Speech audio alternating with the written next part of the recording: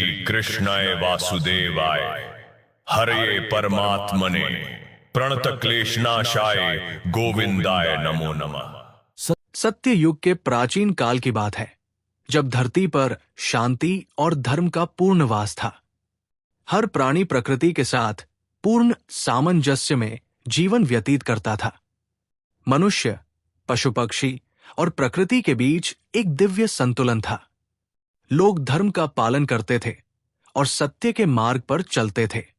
परंतु समय के साथ जब कलयुग के प्रभाव की छाया पड़ने लगी, तो अधर्म ने भूमि पर अपने पैर पसारने शुरू कर दिए।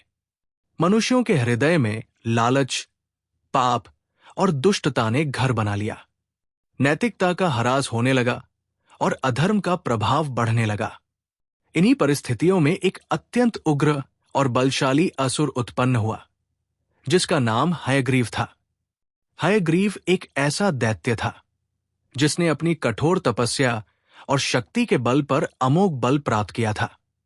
उसने वेदों को, जिनमें ब्रह्मांड का संपूर्ण ज्ञान समाहित था, अपने अधिकार में लेने का प्रयास किया।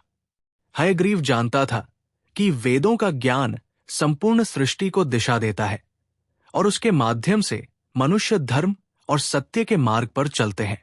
उसने संकल्प लिया कि वो वेदों को चुराकर संसार में अराजकता और अज्ञानता फैलाएगा, जिससे संपूर्ण मानव जाति अंधकार में डूब जाएगी।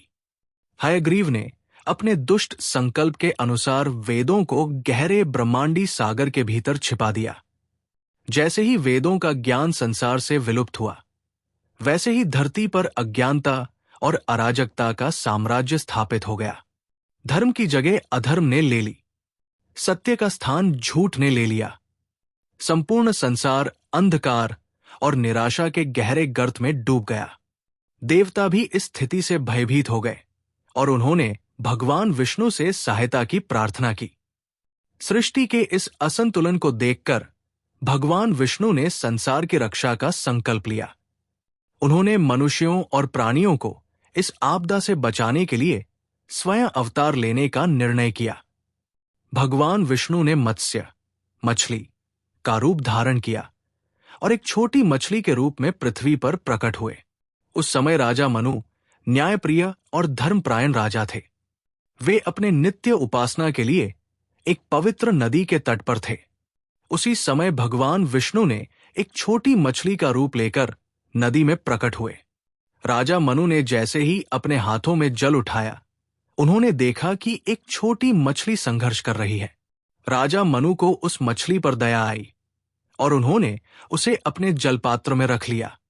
मछली ने करुणा भरे स्वर में राजा मनु से कहा, हे महाबली राजा मनु, मेरी रक्षा करें, मैं संकट में हूं।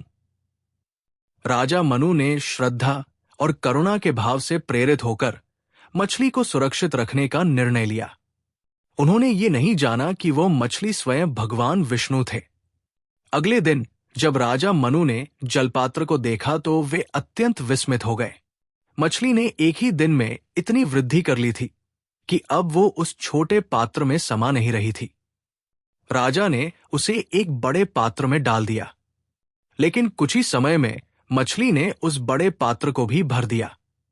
अब राजा मनु समझ गए कि ये कोई साधारण मछली नहीं थी। उन्होंने उसे नदी में ले जाकर छोड़ दिया। नदी में भी मछली तेजी से बढ़ने लगी और शीघ्र ही वो एक विशाल मछली में परिवर्तित हो गई। उसके तेजस्वी रूप को देखकर राजा मनु चकित रह गए।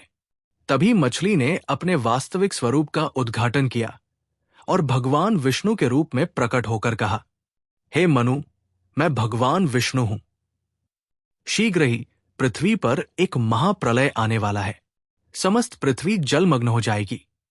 इस प्रलय से संसार को बचाने के लिए एक विशाल नौका का निर्माण करो। उस नौका में सभी प्रजातियों के एक एक जोड़े, विभिन्न पौधों और आवश्यक जीवन साधनों को सुरक्षित रूप से रखो। मैं स्वयं मत्स्य रूप में प्रकट होकर उस नौका का मार्गदर्शन करूंगा। राजा मनु ने पूरी श्रद्धा के साथ भगवान विष्णु के आदेशों का पालन किया। उन्होंने एक विशाल और सशक्त नौका का निर्माण करवाया। जैसे ही नौका तैयार हुई, आकाश में काले बादल छा गए। भयंकर वर्षा होने लगी। समुद्र की लहरें उफान मारने लगी। समस्त पृथ्वी जलमग्न हो गई। राजा मनु ने सभी प्रजातियों के जोड़े, आवश्यक बीज और पौधों को नौका पर रखा और स्वयं भी उसमें सवार हुए। जब बाढ़ का जल अपने उच्चतम स्तर पर पहुंचा, तब भगवान विष्णु मत्स्य रूप में प्रकट हुए। अब वे एक विशाल स्वर्णिम मछली के रूप में थे, जिनकी देह पर दिव्य आभा थी।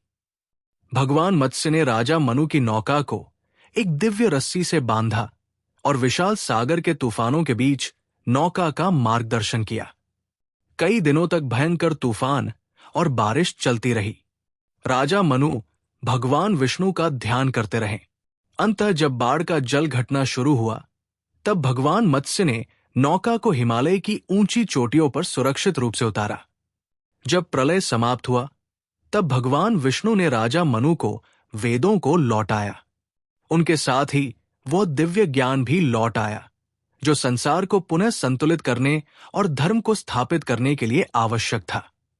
इस प्रकार भगवान विष्णु ने मत्स्य अवतार में महान प्रलय से संसार की रक्षा की।